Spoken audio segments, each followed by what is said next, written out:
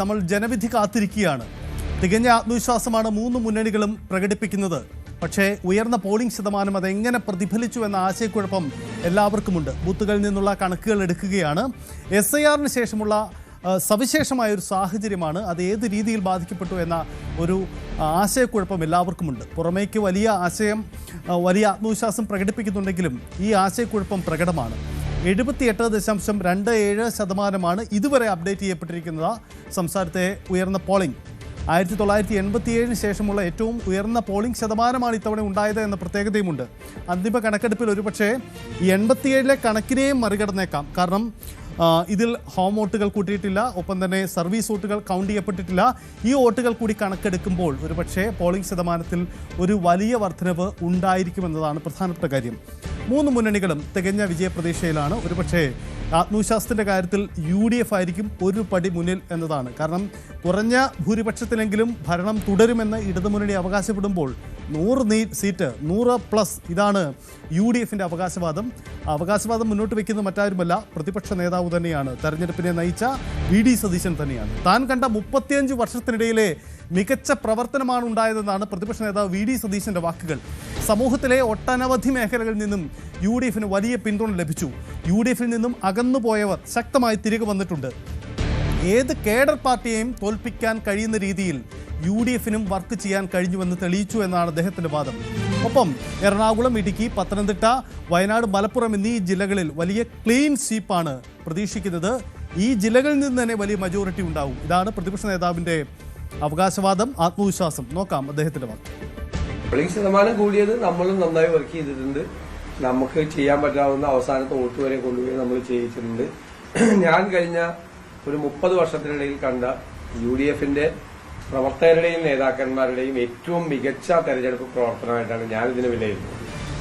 ഞാൻ അടുത്തറിഞ്ഞ് കണ്ടിട്ടുള്ള 35 വർഷത്തെ 91 മുതൽ 91ലും നല്ല പെർഫോമൻസ് 2001ലും UDFന് ഉണ്ടായിരുന്നെങ്കിലും ഇതുപോലത്തെ ഒരു ആവേശകരമായ ഒരു പ്രവർത്തനം UDF പ്രവർത്തകരുടെയും നേതാക്കളുടെയും ഭാഗത്തു നിന്ന് എന്റെ ആദ്യത്തെ അനുഭവമാണ്.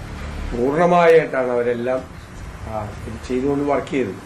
സ്വാഭാവികമായിട്ടും ഞങ്ങൾക്ക് തുടക്കം മുതലേ തന്നെ വിജയപ്രതീക്ഷയുണ്ട്. മാത്രമല്ല കഴിഞ്ഞ 2005 മുതൽ ഞങ്ങളുടെ കൂടെ ഇല്ലാതിരുന്ന നിരവധി വിഭാഗങ്ങൾ UDFനും പിന്തുണ പ്രഖ്യാപിച്ചിട്ടുണ്ട്. വലിയ തോതിലുള്ള ഒരു സോഷ്യൽ ബാക്കപ്പ് സാമൂഹ്യമായി ഞങ്ങൾക്ക് കിട്ടിയിട്ടുണ്ട്. നമ്മൾ വെറുതെ ഒരു കൊട്ടക്കണക്ക് പറയുകയാണെന്നുള്ള രീതിയിലാണ്. ഞാൻ പറഞ്ഞല്ലോ 2001 100 സീറ്റ് കിട്ടിയതാണ്. പിന്നെ 2005 മുതൽ ഒരുപാട് വിഭാഗങ്ങൾ UDFനെ വിട്ടുപോയിട്ടുണ്ട്. ഞാനതൊന്നും വിശദീകരിക്കുന്നില്ല. പക്ഷെ അവരെല്ലാം ഞങ്ങൾക്ക് തിരിച്ചു കൊണ്ടുവരാൻ ഞങ്ങൾക്ക് കഴിഞ്ഞിട്ടുണ്ട്. അതിൽ 90-95% പേര് തിരിച്ചു കൊണ്ടുവന്ന ഒരു പൊളിറ്റിക്കൽ വർക്ക്, വളരെ സൈലന്റ് ആയിട്ടുള്ള ഒരു പൊളിറ്റിക്കൽ വർക്ക് ഞങ്ങൾ നടത്തിയിട്ടുണ്ട്. ഒന്ന്. രണ്ടാമത്തത്, നമ്മൾ എല്ലാ ബൈ ഇലക്ഷൻസിലും, പാർലമെന്റ് ഇലക്ഷനിലും, ലോക്കൽ ബോഡി ഇലക്ഷനിലും ഉണ്ടായ അത്യപൂർവമായ വിജയം, ഒരു കാലഘട്ടത്തിലും ഉണ്ടാകാത്ത വിജയം, ഇന്ത്യയിൽ ഒരു സംസ്ഥാനത്തും ഒരു പ്രതിപക്ഷത്തിനും അവകാശപ്പെടാൻ കഴിയാത്ത ഒരു വിജയമാണത്. അങ്ങനെ ഒരു വലിയ ആത്മവിശ്വാസമാണ് പ്രതിപക്ഷ നേതാവ് പങ്കുവെക്കുന്നത്. ഒരുപക്ഷെ നമ്മൾ പതിവ് കാണാറുള്ള ആ ക്യാമ്പയിൻ ദിവസങ്ങളിലെ ഒരു ശരീരഭാഷയല്ല അദ്ദേഹത്തിൻ്റെത്. ഒരുപക്ഷെ അത് ആത്മവിശ്വാസം കൂടുതൽ കൊണ്ടാവാം. അദ്ദേഹത്തിൻ്റെ പതിവ് ഡ്രസ്സിംഗ് പാറ്റേൺ തന്നെ മാറി, ഒരു സംസാരിക്കുന്ന ശൈലിയിൽ തന്നെ ഒരു മാറ്റമുണ്ട് സ്വാഭാവികമായും. എന്തായാലും കോൺഗ്രസ് വലിയ ആത്മവിശ്വാസത്തിലാണ് എന്നാണ് സാഹചര്യം. ഇനി ഈ തെരഞ്ഞെടുപ്പിൽ ഏറ്റവും വീറുട്ട, ഏറ്റവും ശ്രദ്ധയാകർഷിച്ച മണ്ഡലം മറ്റൊന്നും അറിയുന്നില്ല, അത് നേമം തന്നെയായിരുന്നു. കാരണം അടിയൊഴുക്കുകൾ അങ്ങേയറ്റം ശക്തമാവുകയാണ്. ഏതെങ്കിലും ഒരു സ്ഥാനാർത്ഥിയുടെ വീഴ്ച മറ്റൊരു സ്ഥാനാർത്ഥി നേട്ടമാക്കിയെടുത്ത് അതിലൂടെ വിജയിച്ച് കയറാൻ ഒരുങ്ങിയ അത്തരം തന്ത്രങ്ങൾ പയറ്റിയ ഇടമാണ് നേമത്ത് ഇത്തവണ എന്ത് സംഭവിക്കുമെന്നത് രാഷ്ട്രീയ കേരളം ഉറ്റുനോക്കുകയാണ്. BJPക്ക് അക്കൗണ്ട് തുറന്ന നേമം തിരികെ പിടിക്കാനാകുമോ എന്ന കാര്യം കൂടിയാണ്. പക്ഷേ വലിയ ആരോപണം ഉന്നയിക്കുന്നു V. ശിവൻകുട്ടി, അവിടുത്തെ ഇടതു സ്ഥാനാർത്ഥി. നേമത്ത് BJP മദ്യവും പണവും ഒഴുക്കിയെന്നാണ് V. ശിവൻകുട്ടിയുടെ ആരോപണം. ഒരു വോട്ടിന് 15,000 രൂപ വരെ നൽകി ഗൂഗിൾ പേയിലൂടെയാണ് പണം നൽകിയത്. സംഘടനകളെ മൊത്തത്തിൽ വിലക്കെടുത്തു. വ്യാജ നമ്പറുള്ള വാഹനങ്ങൾ തലസ്ഥാനത്ത് വന്നു എന്നതടക്കം അന്യ സംസ്ഥാനങ്ങളിൽ നിന്ന് പോലും ആളുകൾ കൂട്ടത്തോടെ വന്ന് നേമത്ത് തമ്പടിച്ചുള്ള പ്രചരണ രീതിയാണ് BJP പയറ്റിയതെന്നുമുള്ള വലിയ ആരോപണങ്ങൾ ശിവൻകുട്ടി ഉന്നയിക്കുന്നു. ശിവൻകുട്ടിയുടെ UDFും BJPയും ഈ തെരഞ്ഞെടുപ്പിൽ വികസനവും രാഷ്ട്രീയവും ചർച്ച ചെയ്യുന്നതിന് വേണ്ടി തയ്യാറായില്ല എന്നുള്ളതാണ്. വികസനവും രാഷ്ട്രീയവും ചർച്ച ചെയ്യാൻ ഭയമായിരുന്നു യു ഡി എഫിനും ബി ജെ പിക്കും. അതുകൊണ്ട് അവർ ചെയ്തത്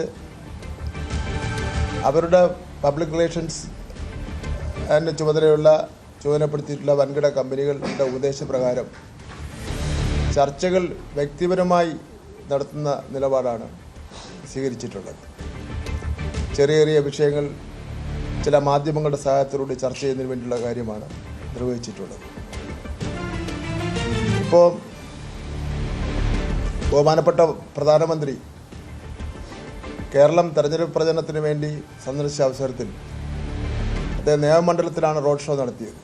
ആ റോഡ് ഷോ നടത്തിയതിൽ അവിടെ നിയമമണ്ഡലത്തിലെ ആൾക്കാർ അഭിവാദ്യം ചെയ്തതിന് വേണ്ടി വളരെ കുറച്ച് പേർ മാത്രമേ നിയമമണ്ഡലത്തിൽ നിന്നുണ്ടായിരുന്നുള്ളൂ. ബാക്കിയെല്ലാം വാഹനങ്ങളിൽ കൊണ്ടുവന്ന് പിന്നെ അവിടെ ഇറക്കി അഭിവാദ്യം ചെയ്ത സ്ഥിതിവിശേഷമാണ് ഉണ്ടായിരുന്നത്. യു ഡി എഫിനെ സംബന്ധിച്ചിടത്തോളം ജനങ്ങൾ ഇപ്പോഴും ആ മുന്നണിയെ ജനങ്ങൾക്ക് വിശ്വാസമില്ല എന്നുള്ളതാണ്. ഗവൺമെൻറ് ഉണ്ടായാൽ തന്നെ 2016 മുമ്പുള്ള ഗവൺമെൻറ്റിനെ പോലെ ആയിരിക്കും എന്നുള്ള പൂർണ്ണ വിശ്വാസം ജനങ്ങളെ സംബന്ധിച്ചിടത്തോളം ഉണ്ട്. എന്ന് മാത്രമല്ല കാലുമാറ്റക്കാരെയും കൂറുമാറ്റക്കാരെയും ഉൾപ്പെടുത്തിക്കൊണ്ടുള്ളൊരു പാനലാണ് യു ഡി എഫ് രംഗത്തിറങ്ങിയിട്ടുള്ളത്.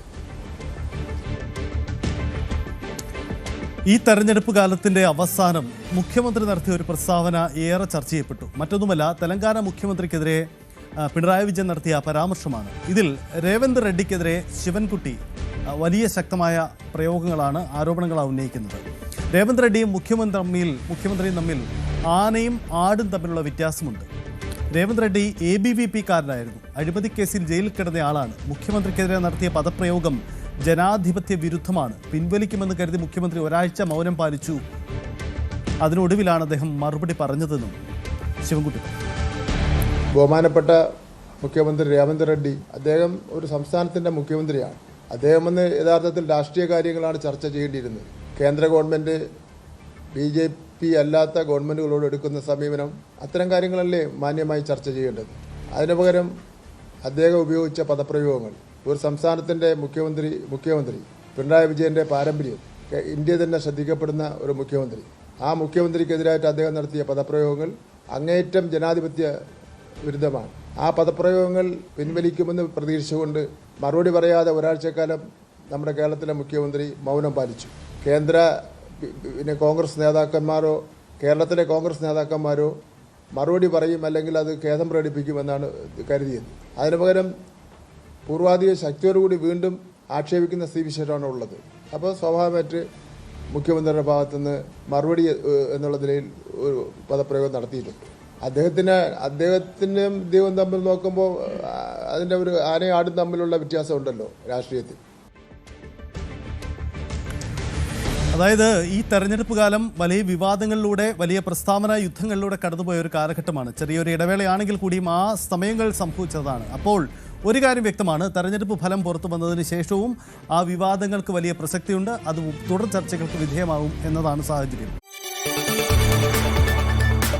കൂടുതൽ വാർത്തകൾക്ക് News 18 Keralam YouTube channel subscribe ചെയ്യുക.